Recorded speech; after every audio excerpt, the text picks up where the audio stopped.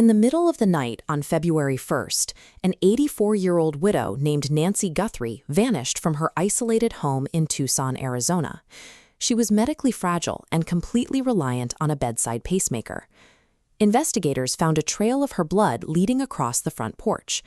Doorbell camera footage captured the exact moment a masked, armed intruder disabled the security system.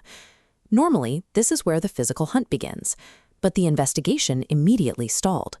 The local sheriff and the FBI locked horns in a jurisdictional dispute, blocking critical DNA evidence from reaching the FBI's Quantico lab.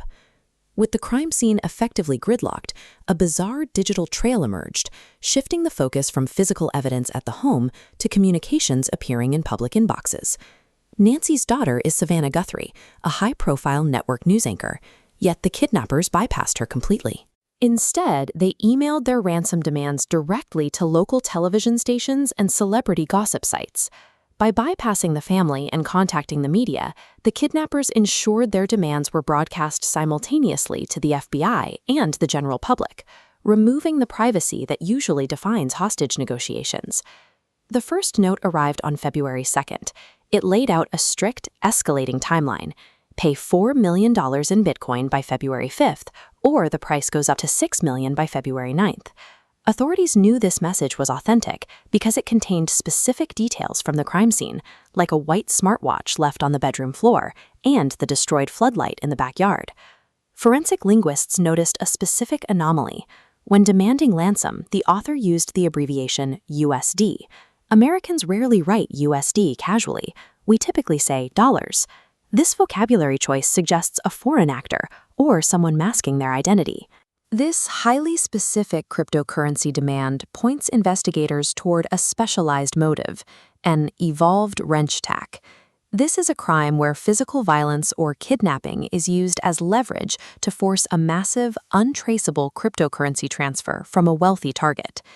If this first note reflects the true motive, the perpetrators executed a sophisticated, financially motivated cybercrime in the physical world. But 4 days later, a second note arrived. It abandoned all financial demands entirely and introduced a dramatic shift in tone.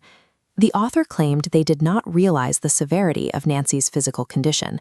They admitted she perished shortly after being taken and stated she was now buried in nature. This reversal suggests a different possibility. Panicked amateurs botched the abduction of a medically fragile woman, realizing they could no longer collect a ransom. Because the notes were public, the case was immediately flooded with fake leads. Scammers attempted to extort the family with fake texts, and third parties sent emails to TMZ claiming to have video of the victim. This creates the possibility of intentional misdirection, that the primary notes were theatrical noise, designed to buy time while evidence was disposed of. These contradictions leave the case in a stalemate. Investigators must weigh whether they are hunting a professional digital extortionist, a panicking amateur, or a killer using fake emails to obscure murder. 6 months have now passed. The ransom deadlines expired, the Bitcoin wallets remained empty, and Nancy Guthrie is still missing. With crucial physical evidence still slowed by jurisdictional gridlock, those digital ransom notes remain the only active path forward. Forensic linguists are currently using the text to build a psychological fingerprint, profiling the suspect on unique sentence structures and vocabulary quirks. The specific formatting of threats and phrases like "buried in nature now" serve as definitive identifying markers for this profile. The digital anonymity that allows the kidnappers to communicate safely is precisely what keeps the Guthrie family trapped in an unresolved state.